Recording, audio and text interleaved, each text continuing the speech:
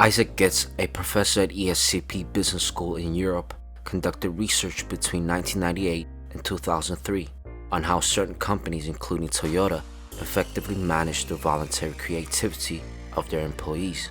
During this time, Professor Getz discovered that employees took initiative and worked autonomously not only in the manufacturing process, but also in organizing work schedules, making large-scale equipment purchasing decisions, and even in the hiring process. He found that how the companies are organized played a key role in this. The distinctive feature of these companies was that individual teams or departments operated freely, meaning each team had autonomy and responsibility for their work. Amidst a shift from a top-down workplace culture to a freedom-based one, Maeil Business Newspaper interviewed Professor Getz to learn about the role of leaders in an environment of corporate autonomy.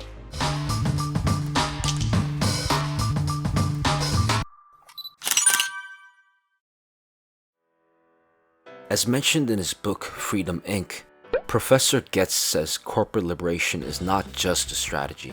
It is a philosophy chosen by leaders seeking to completely transform their organizations. The essence of corporate liberation lies in being a liberated company.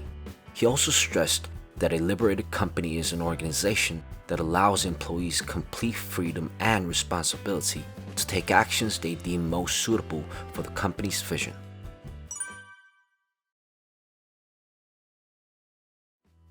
According to Professor Getz, a liberated company represents a radical organizational form, whereas employee empowerment or granting autonomy does not necessarily do so. If something goes wrong, management up top can revoke authority and autonomy from the employees. In a liberated company, decision-making power is given to frontline employees who interact with customers on a daily basis. Even when there are disruptions in work, employees' autonomy and responsibility are not taken away.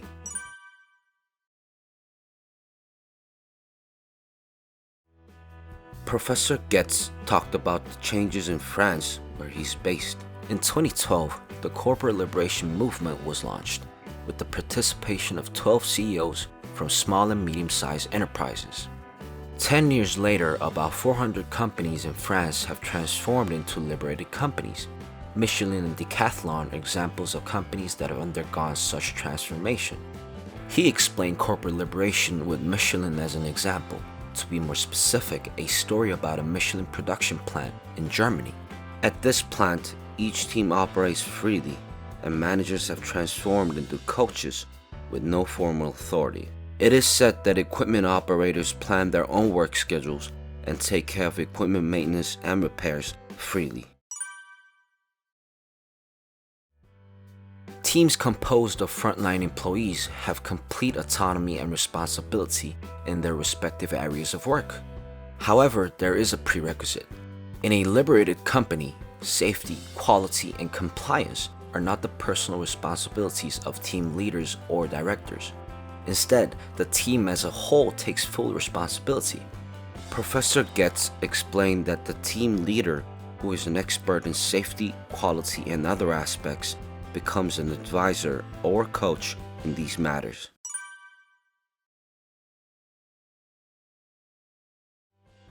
Professor Getz says the top management focuses on the company's vision rather than how the company is currently operated. Most top executives do not look at the horizon. Consequently, they are too late to come up with countermeasures when something happens in the future.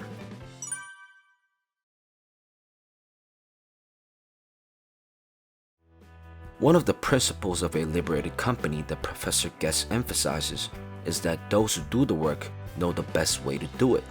In other words, frontline employees who work 8 to 9 hours a day often have better insights on improving work processes than organizational leaders.